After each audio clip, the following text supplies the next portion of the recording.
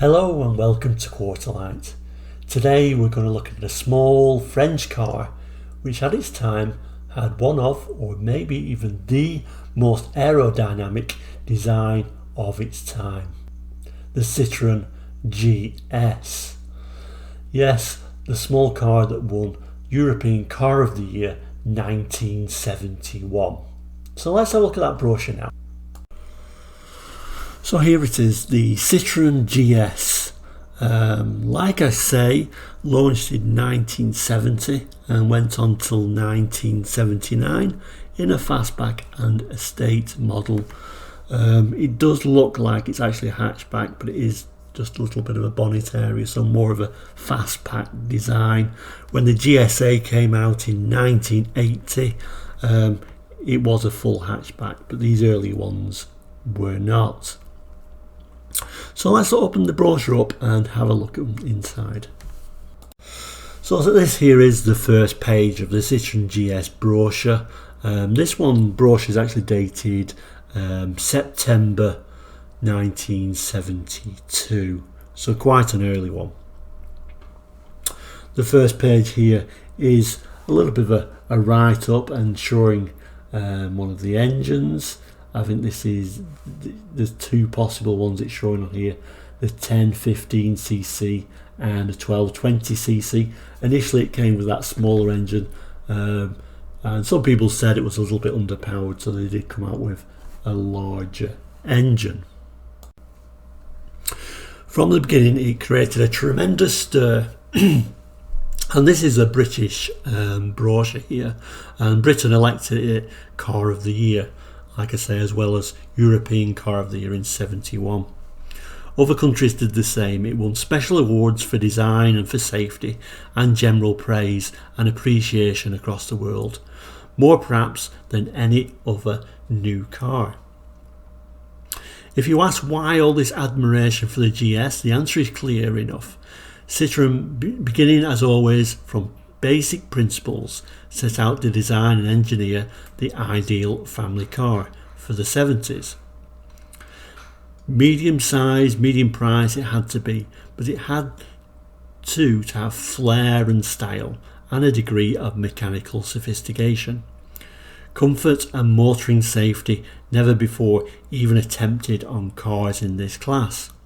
How well Citroen engineers have succeeded, you can have some better idea here, but better still to drive it. The GS range now includes a saloon, an estate and a van. All are available with a choice of a 1220 or 1015cc engine, except the van. All have unique Citroen hydro-pneumatic suspension, the life system which has been proven over millions of miles. Yes, this is one of the Citroens that did have the hydro-pneumatic suspension, levelling suspension with the hydro-pneumatic brakes as well. So let's look at the next page. And this next page actually is showing that hydro-pneumatic suspension and demonstrating the weight you put in the back will cause it to self-level. So the device also seen on later Citroens as well, but they slowly made it more conventional as the years went back, and eventually went to standard brakes on other models as well. But this is the full system, which certainly was a very comfortable magic carpet ride. On this page it's showing, it's a four-door car, and also it's demonstrating this boot, which isn't a hatchback, it's just a little boot, but certainly still a very large boot indeed. This is the UK brochure, as I've said, and the gauges are very standard gauges. These aren't the normal gauges you would expect to see in a Citroen. And we'll have a quick look at a French brochure as well, just to show how that was different for the French market.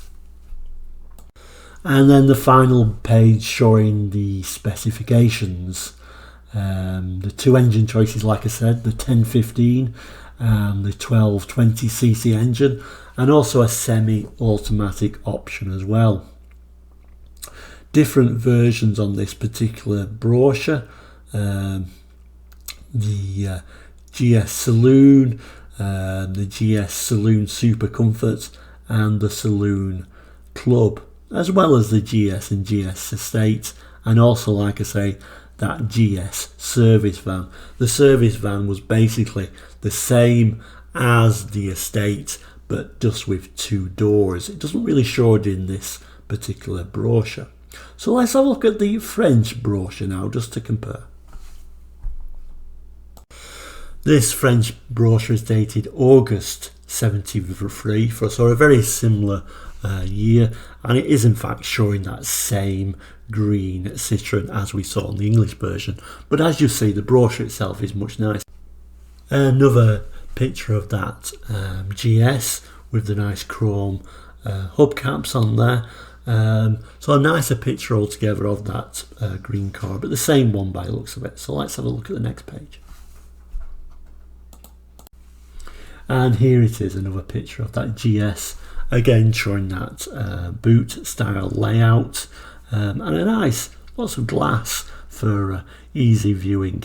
These GSs actually had an incredible coefficient. They were possibly the most aerodynamic body shape of its time at 0.318. So they really didn't need a big engine to move them around. They were quite a quiet, slippery shape, which obviously return good fuel economy and a nice, comfortable ride with them hydro-pneumatic suspension. And once again, another front view of that same car. So they certainly, in the French version, it certainly showed more views of the car itself. This is an interior picture of that same green car again. And now we come to that all-important interior dash shot, showing the French versions is in fact much different. We'll try and get a bit of a close-up, better picture of that. Apologies for the slightly shakier cam as I zoom in there, but you can see it's a much nicer interior on the French version, much more futuristic.